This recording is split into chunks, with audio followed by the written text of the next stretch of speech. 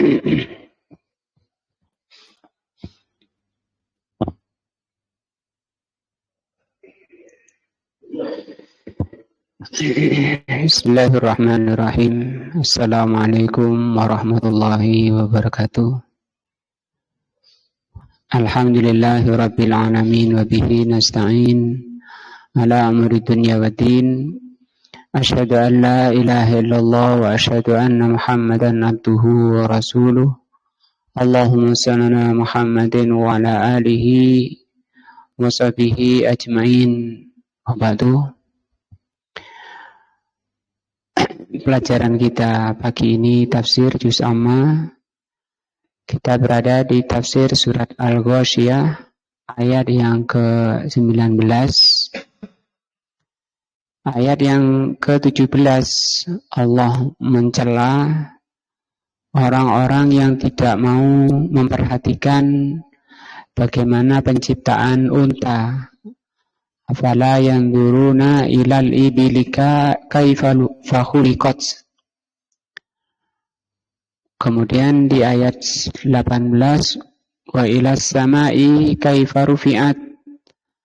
Allah mencela orang yang tidak memperhatikan bagaimana langit ditinggikan. Berikutnya kata Allah wa ilal jibali. Allah mencela orang yang tidak memperhatikan gunung. Nah, untuk keluar dari celaan Allah, maka kita hendaknya memperhatikan dari penciptaan gunung. Karena gunung selalu bisa kita lihat, memperhatikan gunung ikhlas karena Allah, dalam rangka taat kepada Allah, itu termasuk amal kebaikan, termasuk pelaksanaan dari perintah Allah mengeluarkan manusia dari celaannya. Kaifa nusibat. Kenapa manusia tidak memperhatikan gunung-gunung? Bagaimana gunung itu ditancapkan? Hadhil jibalu al-azimatu. Gunung yang agung, yang besar ini, jibal itu jamak ya. Misalnya jabalun atau al-jabalu. Nah, ini bentuknya gunung. Jadi kita diseru oleh Allah untuk memperhatikan gunung-gunung. Yang gunung itu besar. Allati tahmilus sohwa. Yang gunung itu bisa berada di padang pasir. Wal qad'u qad'u artinya memotong, al mutajawarat al mutabayinat. Gunung itu sangat jelas, tinggi, berjajar. Itu di tengah-tengah padang pasir. Ini yang orang Arab selalu kaitannya dengan padang pasir. Kalau kita pun dengan daratan.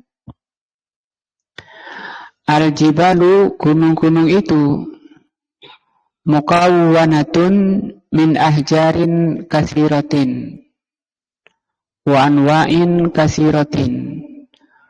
Gunung-gunung itu oleh Allah dibuat dari batu-batu. Batu-batu yang banyak dan macam-macam batu. Fiha al-mi'adan. Di dalam gunung-gunung itu banyak sekali tambang. Al-mutanawwi'atu yang bermacam-macam. Jadi bahan-bahan tambang itu banyak di gunung. Wahya mutajawaratun, dan gunung itu berjajar-jajar. Wa ma'adhalika tajidu mathalan hadzal khat fi wasti sakhr. Dan kadang kamu lihat gunung itu malah berjajar kokoh menjadi benteng di tengah-tengah padang pasir. Lainnya luas, lapang, kemudian di situ ada gunung yang membentang seperti benteng. Tajiduhu yastamilu alal ma'adin la tujadu fiha qarbun minhu min hadha sakhar. Di situ gunung itu membawa atau mengandung, terdapat di dalamnya berbagai tambang-tambang yang tidak ada di sekitar gunung itu. Atau di daerah-daerah lain di padang pasir itu tidak ada. Adanya bahan tambang itu di gunung tersebut. Artinya gunung itu di dalam gunung itu ada bahan-bahan tambang. Wa yu'rafu hadza ulama'u tabaqatil ard. Yang mengerti ini, kata beliau, orang-orang yang membahas tentang ini, tabaqat itu tingkatan, ard itu tanah, ada ahli tanah yang disebut dengan geologi atau bahasa kita geologi, ya. Jadi ahli geologi itu yang membahas masalah di mana tambang itu ada. Kaifa nasaballahu, bagaimana Allah Subhanahu wa taala menancapkan hadhil jibal al-azimata, gunung yang besar ini, bagaimana Allah menancapkannya. Jadi di situ pelajarannya. Allah menerangkan tentang dirinya mampu menancapkan gunung yang demikian besar. Agar manusia kenal dengan Allah. Jadi tujuan utamanya manusia itu mengenal Allah. Melalui, kalau di sini kekuasaannya dan kekuatannya, keilmunya, sehingga Allah Subhanahu wa taala itu mampu menancapkan gunung. Supaya kita selalu kondisi dzikir kepada Allah, ingat kepada Allah. Dari melihat gunung, memperhatikan gunung, bukan seperti kemudian mengagum dengan gunung, tapi kepada lebih maju lagi mengagumi siapa yang menancapkan. Wa nasabaha, Allah menancapkan gunung itu jalla wa ala bihadhil irtifa, bukan ditancapkan kemudian tapi gunung itu masih meninggi dari permukaan laut, ya, dari permukaan laut. 3000 meter dari permukaan laut dan seterusnya. Tidak oleh Allah diratakan gunung itu dengan tanah.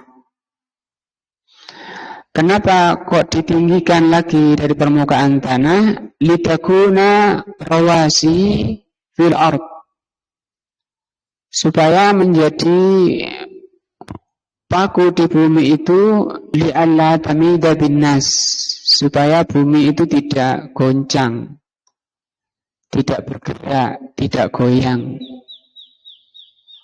Ini dalil bahwa bumi itu diam, tidak berputar seperti yang ada di pelajaran sekolah. Tapi bumi itu diam. Asalnya sebelum Allah Subhanahu wa taala menancapkan gunung, bumi itu bergerak. Nah, laula anna Allah azza wa jalla, kalau Allah Subhanahu wa taala tidak menciptakan gunung-gunung ini, ya, lamadatil ardu, maka bumi itu akan bergerak, akan goncang, tidak diam. Tapi bukan berarti berputar, tapi selalu bergerak. Kita lihat hanya gempa detikan itu kita sudah menyaksikan manusia pada panik, bangunan sudah mulai rontok. Itu asalnya kenapa Allah menancapkan gunung. Li'annal arda, kenapa bumi itu kok bergerak, bumi itu goncang? Karena bumi itu kata Allah, kata beliau, fi wastil ma. Bumi itu atau daratan itu berada di tengah-tengah laut, di tengah-tengah air. Jadi bumi itu kebanyakannya isinya air. Mungkin tidak sampai separuh daratan itu dibanding dengan air. Al-Imam Ibnu Qayyim di dalam kitab Miftah Darus Sa'adah membandingkan daratan dibanding laut itu seperti daratan dengan rumah-rumah. Kampung-kampung yang ada di muka bumi itu dibanding dengan tanahnya, daratannya. Daratannya itu airnya, kampungnya itu tanahnya. Jadi yang lebih banyak, melebihi separuh dari isi bumi itu ada. Wal ma'u, air itu muhitun biha. Air itu memenuhi bumi. Min kulli janibin, dari semua sisi, di utara, selatan, timur, dan barat, bumi itu dipenuhi dengan air. Wa ma dhannuka bikurratin, bagaimana menurut kamu, atau apa yang kamu yakini dengan bola? Taj'aluha fi wastima'in, yang bola yang ada di tengah air. Jadi bolanya itu daratannya, nah, ada di tengah air. Saufa tataharraku wa tattaribu, maka kamu akan mendapati bola itu akan taharruk, bergerak. Wa tattaribu, dan akan goncang bola itu. Tidak bisa diam gitu. Wa tadadah roju ahyanan, kadang berbalik bola itu. Nah, atau ya berbalik. Wa tanqalibu ahyanan, wa tanqalibu berbalik, wa tahraja ini hampir sama. Kadang bisa terbalik bola itu. Demikian juga darat seperti itu, seperti bola yang bulat ada di atas air. Nah, lakin Allah ja'alaha, tapi Allah Subhanahu wa taala ja'ala hadhil jibal, Allah jadikan gunung ini rawasi, sebagai pakunya, paku daripada daratan, tamassakal arda, untuk menahan daratan, supaya tadi tidak goncang, tidak banyak bergerak.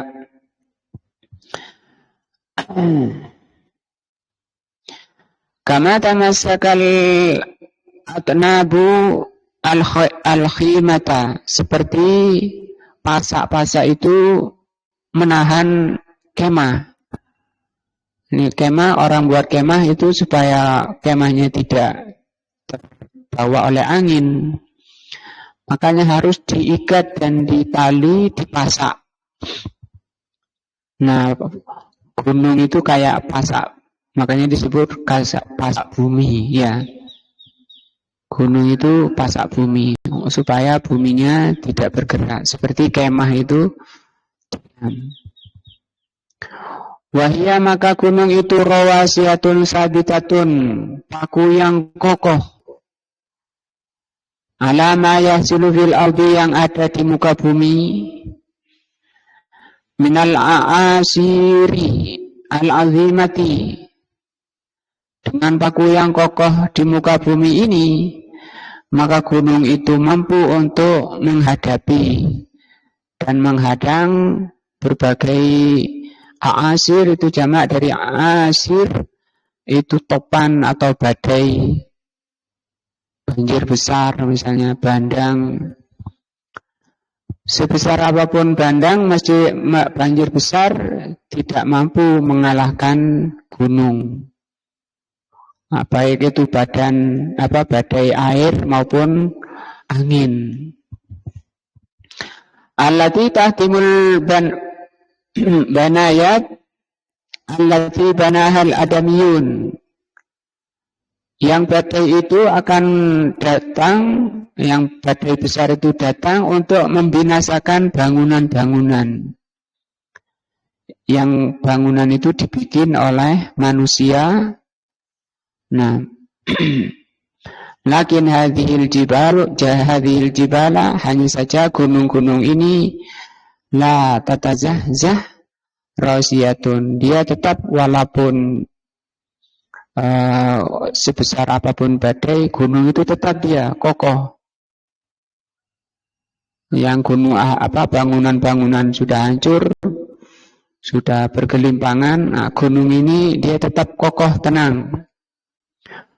Walau ja'atil a'asiril azimah, walaupun diterpa oleh badai yang besar. Nah, bal inna min fawaidiha, bahkan di antara faidah gunung, annaha tahjibul a'asir, bahwa gunung itu akan menghadang bencana besar atau badai besar. Al-balighah, walaupun sebesar apapun badai itu. Nah, ini pelajaran yang Allah sampaikan kepada kita dari faidah kenapa Allah Subhanahu wa taala menancapkan gunung. Ternyata ada faidah besar. Kalau Imam Ibnu Qayyim menjelaskan lebih banyak lagi dalam kitabnya Miftah Darus Sa'adah, di antaranya untuk sembunyi dari kejaran musuh, untuk berlindung dari kejaran badai, banjir. Kalau sudah banjir di permukaan, di daratan, manusia akan aman lari ke gunung. Artinya gunungnya tidak dibuat lelah oleh Allah, kemudian ikut badai, tidak. Dari situ pelajaran dari sini, kalau berlindung nanti lari ada badai ya ke gunung. Karena kalau bangunan-bangunan bikinan manusia itu kena badai yang sangat dahsyat, bisa hancur. Kenapa kok lari ke gunung? Karena kita sudah tahu, sudah mempelajari tentang gunung itu. Di antaranya di surat Al-Ghasyiyah ini, ayat 19. Allati tantaliku minal bihar. Yang kadang badai besar itu muncul dari laut. Jadi air itu yang di laut itu didorong oleh angin. Di situ juga ada pelajaran. Angin walaupun itu lebih lembut daripada dan lebih ringan daripada air, dia kuat, bisa mengangkat air laut menjadi badai ke daratan untuk membinasakan, rata-rata untuk membinasakan. Karena ada hadis dibawakan oleh Imam Ibnu Qayyim bahwa setiap hari air laut itu minta izin kepada Allah untuk membinasakan manusia-manusia yang durhaka kepada Allah. Nah, yang kadang dari laut itu badai di datangnya. Maka kalau ada badai walaupun dari laut, hendaknya lari ke pelindungnya, yaitu gunung-gunung. Amin ghairil bihar, ataupun badai yang datang bukan dari laut. Karena kalau laut yang terdekat itu tsunami ya, tahun 2004 ya. 2004 bulan Desember mau tahun baru. Itu ribuan manusia di Aceh sana. Li'alla ta'sifu binnas, supaya tidak membinasakan manusia, maka gunung itu untuk melindungi manusia supaya tidak binasa. Wa hadza syai'un musyahadun, dan ini perkara yang bisa kita saksikan. Nah, tajidul ladzina fi sufuhil jibal, kamu dapati orang yang berada di puncak gunung. Wa tahtaha fil ardi tajiduhum fi ma'manin min a'asir riyah. Kamu bisa lihat orang-orang yang berada di bawah gunung itu mudah untuk terbawa badai. Beda dengan yang ada di puncak gunung, dia akan selamat. Nah, kecuali yang tidak diselamatkan oleh Allah seperti siapa? Kan'an, putranya Nabi Nuh ya. Tapi putranya Nabi Nuh itu juga memahami seperti yang diterangkan Allah, bahwa gunung itu jadi tempat berlindung dari badai. Nah, itu benar. Cuma ketika itu Allah akan membinasakan siapapun yang durhaka kepada Allah, tidak taat dan tidak beriman kepada Nabi Nuh. Allati ta'ti min khalfil jabal. Badai besar yang datang dari belakang gunung, maka yang kena dulu yang di bawah. Nah, dan ini gunung juga akan melindungi orang yang ada di baliknya. Misalnya datang dari timur, badainya yang ada di balik gunung di barat, dia selamat, dilindungi oleh gunung. Nah, jadi gunung memasang punggungnya untuk menghadapi badai besar. Fafiha, maka di gunung itu fawaidun azimatun, ada juga faedah besar. Tadi sudah disebutkan faedah-faedahnya. Wa ya rawasi law annal khalqa ijtama'u ala an yad'u silsilatan mithla hadhil salsalah minal jibal mastata'u. Nah, kalau misalnya seluruh manusia, atau kata beliau di sini seluruh makhluk ya bersatu untuk meletakkan benteng seperti benteng yang Allah letakkan, yaitu berupa gunung-gunung, pasti manusia itu tidak akan mampu.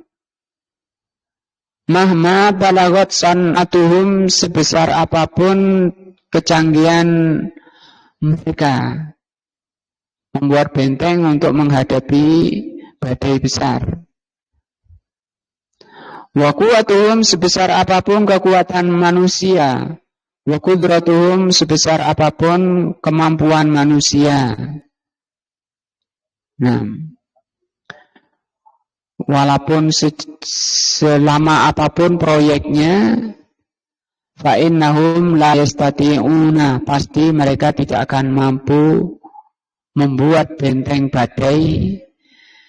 Nah, seperti gunung-gunung yang Allah menciptakannya. An ya'tu bimithli hadhil jibal, tidak akan mungkin manusia itu mampu membuat benteng seperti gunung. Wa qala ba'dul ulama, sebagian ulama mengatakan inna hadhil jibala rawasiyatun fil ardi, sesungguhnya gunung-gunung itu sebagai paku bumi, bimiqdari uluha fis sama, yang tancapan gunung itu sama dengan tingginya yang menjulang ke langit. Di gunung itu tinggi, terutama kelihatan tinggi kalau kita dari jauh itu mencapai langit. Yakni annal jabala, bahwa gunung itu lahu jursumah, dia mempunyai pasak,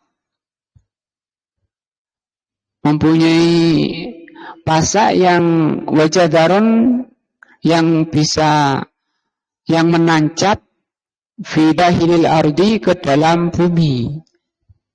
Jadi gunung itu tidak ada di permukaan bumi saja, tapi gunung itu ada pasaknya yang bisa nancap ke dalam tanah.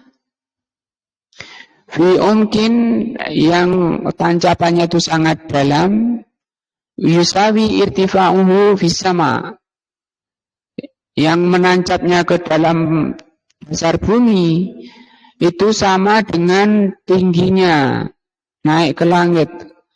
Kalau kita lihat Gunung Semeru itu tingginya 3.700 ya. Nah itu ketancapannya juga ke dalam bumi sebesar itu, sejauh itu.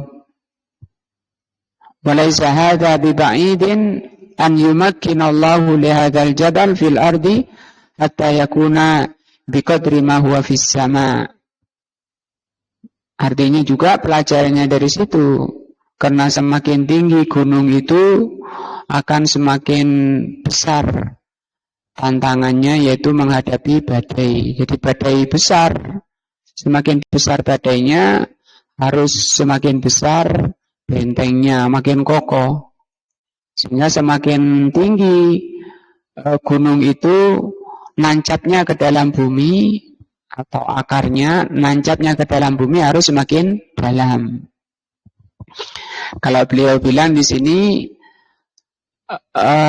pakunya ke dalam bumi itu setinggi yang naik ke atas. Li'alla taza'za'ahu riyah, supaya tidak digoncang oleh angin.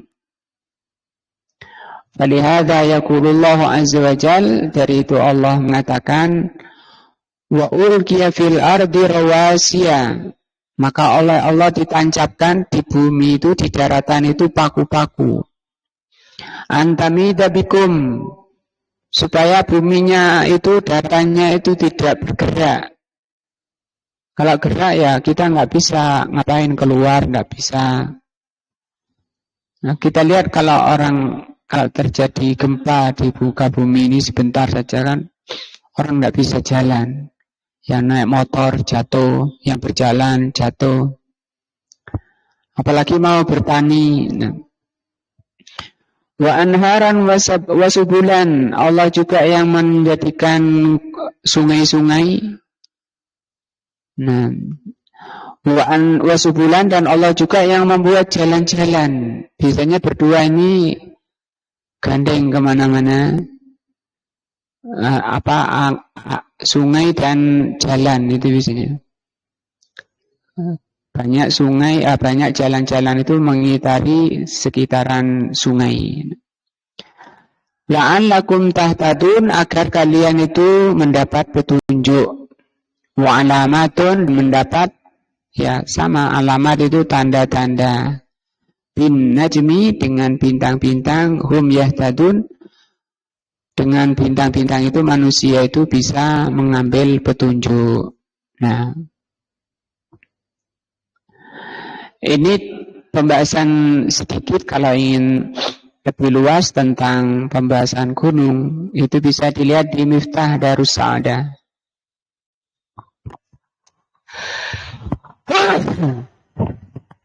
Alhamdulillah. Nah, di sini yang Allah Subhanahu wa taala mengingatkan di surat Al-Ghasyiyah ini, celaan orang yang tidak mau memperhatikan gunung. Nah, berikutnya ayat 20, wa ilal ardi kaifa sutihat, dan kenapa manusia tidak melihat bumi atau daratan? Kalau tadi gunungnya, sekarang daratannya. Bagaimana daratan itu dibentangkan? Kita lihat tafsirnya, artinya dulu ya. Surah Al-Ghasyiyah ayat 20.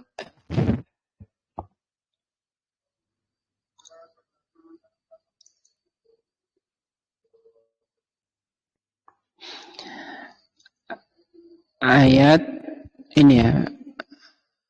Bagaimana bumi dihamparkan. Ini suruh lihat, artinya orang itu dicela oleh Allah kalau tidak memperhatikan bagaimana bumi dihamparkan.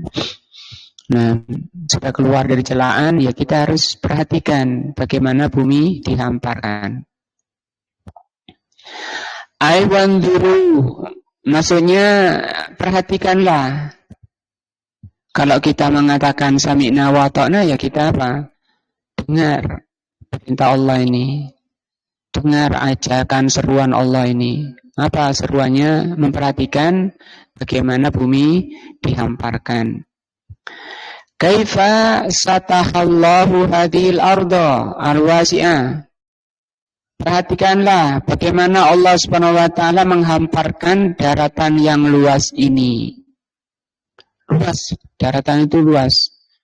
Walaupun tadi masih tidak mencapai separuhnya dari laut.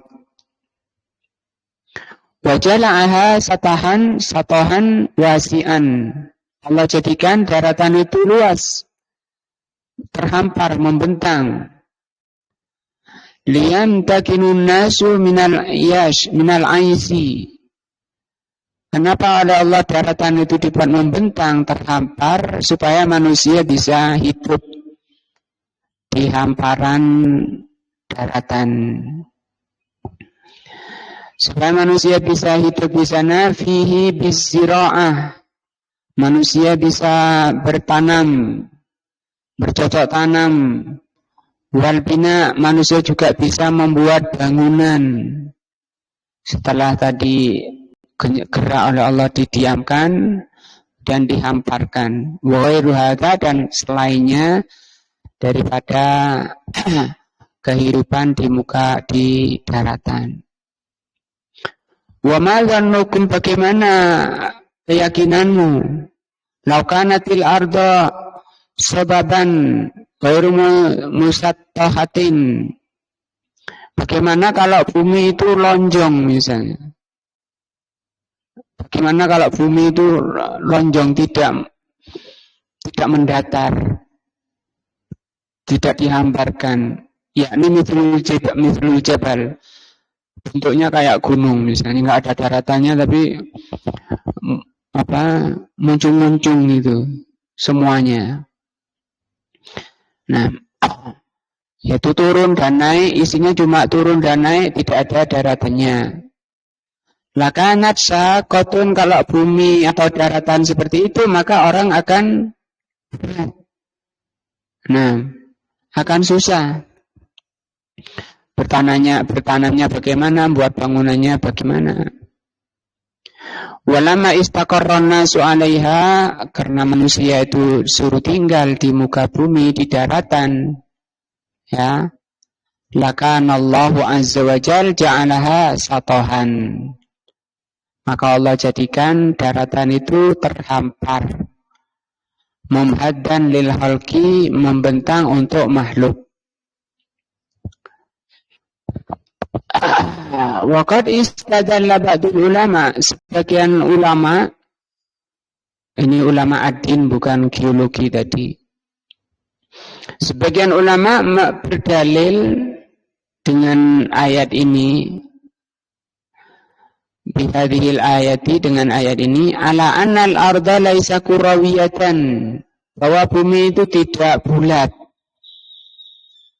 Ini beliau membantah orang yang meyakini atau ulama yang mengatakan bumi itu tidak bulat. Artinya beliau meyakini bumi itu bulat. Nah, di antara ulama yang meyakini bumi itu bulat adalah siapa? Syekh Ibnu Utsaimin rahimahullah dan guru beliau Al-Imam Sa'di. Bisa dilihat di tafsirnya. Tafsir surat Al-Ghasyiyah ayat ini sama. Bal sataha mumtaddan, ada sebagian ulama yang meyakini bumi itu terhampar. Lakin hadhil istidlala fihi nadhar. Kata beliau, pendalilan ulama ini perlu ditinjau lagi, katanya. Artinya beliau melemahkan, ya. Kenapa pendapat yang mengatakan bumi itu terhampar dilemahkan? Kata beliau, li'anna hunaka ayatun. Karena di sana ada ayat-ayat. Tadullu ala annal arda kurawiyatan. Annal arda kurawiyatun. Bahwa bumi itu bulat. Syekh bilang bumi itu apa? Bulat. Al-waqi' syahidun. Dan kenyataannya terbukti gitu. Terbukti seperti itu.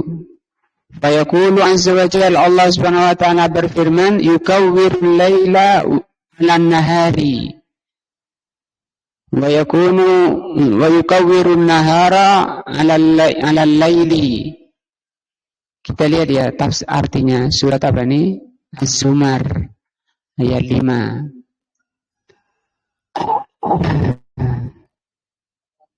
Az-Zumar surat keberapa? 39.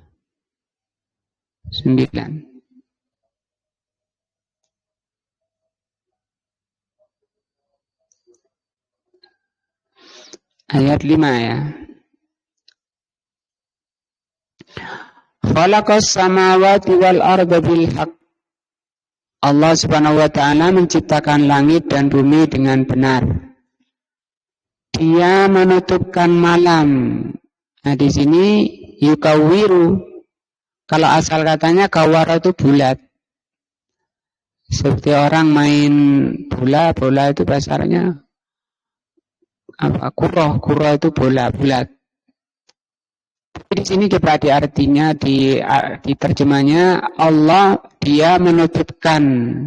Jadi yukawiru diartikan apa? Menutupkan. Sehingga terjadi apa? Hilaf tadi. Kalau ini diartikan bulat langsung, ya tidak akan terjadi hilafnya. Allah menutupkan malam atas siang, menutupkan siang atas malam. Jadi di ayat ini diartikan apa? Menutupkan. Ini yang dibawa beliau tadi. Wat takwiru at-tadwir. Yang namanya takwir itu at-tadwir. Menutup. Wa ma'lumun anna laila, yang sudah kita ketahui bahwa malam wan nahar, bahwa malam dan siang itu yata'aqabani 'alal ardi. Yata'aqaban itu bergantian. Datangnya ke bumi itu bergantian, tidak bisa bareng. Fa kana mukawwara ini lazima, kalau bumi itu bulat, itu konsekuensinya antakunal arda mukawwaratan, menunjukkan bahwa antakunal ardu mukawwaratan, menunjukkan bahwa bumi itu bulat. Nah, qala Allah tabaraka wa ta'ala, Allah Subhanahu wa ta'ala berfirman, idza samaa'u syaqqat wa adinat li rabbiha wa huqqat wa idzal ardu muddat wa alqat ma fiha wa takhallat. Al-Insyiqaq ayat 1 sampai 4, kita lihat artinya. Nah,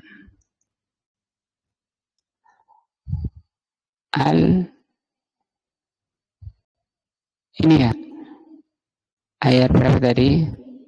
Ayat 1 sampai 5. Apabila langit terbelah.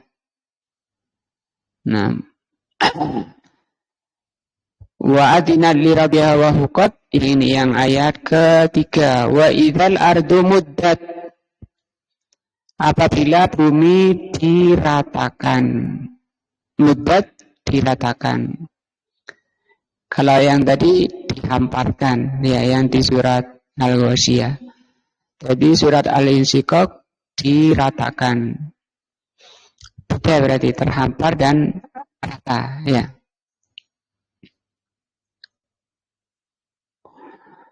Wa idzal ardu muddat, tadi ayat 3, kalau bumi itu diratakan, qad jaa fil hadis, telah disebutkan dalam hadis yang menerangkan ayat 3 ini. yaitu ketika bumi diratakan. Disebutkan dalam hadis annaha yaumal qiyamah, bahwa ini nanti kejadiannya pada hari kiamat. Kapan langit pecah?